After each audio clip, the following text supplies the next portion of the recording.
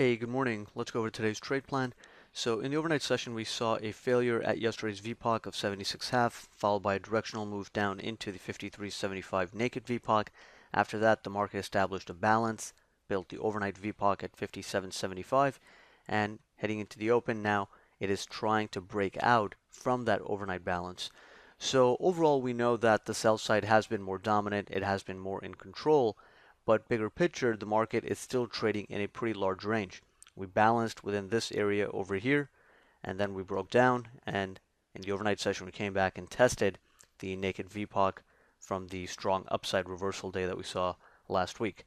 So bigger picture, we still have to be open to a two-sided market and not really get extremely locked in to simply the bearish view. But the sell side is more dominant right now, so we are going to have to see some upside momentum in order to change that short-term directional bias. So heading into the open, keep an eye on the 63.5 pre-market resistance. That's a level that's important, and the market is trying to break out above it right now. We have the initial resistance zone at 65 quarter to 67 quarter, holding below that. The sell side still has potential to step in. On the downside, a break below 57.75, the overnight VPOC, would confirm the sell side getting more aggressive, and a break below 57.75 can lead to a test of 49 to 51 and possibly 43.5 to 45.5. So right now, the bias is really going to be determined based on how the market reacts to the overnight balance that developed around the 57.75 and how the market reacts to the initial resistance zone at 65 quarter to 67 quarter. Holding below it, there's still potential that sell side can step in.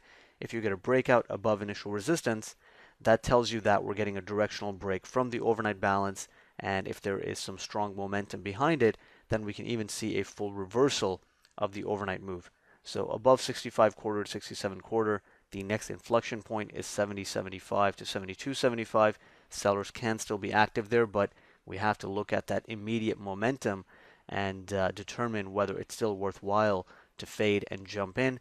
Above that, we have the prior VPOC at 76.5, and then the overnight high is a little bit above that. And in the event that we get a breakout above 76.50, then we can test 81.5 to 83.5. Sell side can still be active on first test of those upper resistance zones. But short term, the directional bias is really going to be determined based on how the market reacts to the 65 quarter, 67 quarter, whether it's holding below 63.50. That tells you that it's still stuck within a balance, and this breakout attempt from the overnight range, from the overnight balance that developed near the lows is actually failing, and then we can go right back down. So by default, our bias is bearish, but if we are seeing strong upside momentum and we're holding above 63.50 and the initial resistance zone, then we have to be more flexible and be willing to switch our bias to more of a neutral bias where we know that the buyers can step in and push it to the next zone, and perhaps we get some rotation there, but then we have to adjust our bias and not be so locked into the downside view. But by default, holding below 63.50, below initial resistance, we know that the sell side is more active, it is more dominant, and holding below those levels can lead to a breakdown and a test of 49 to 51 and 43.5 to 45.5. We have that recent swing low at 46.50, so that's another level that can get tested. So if we break below 57.75, then that would confirm the sell side being more aggressive and more in control, and that can lead to a test of those lower support zones.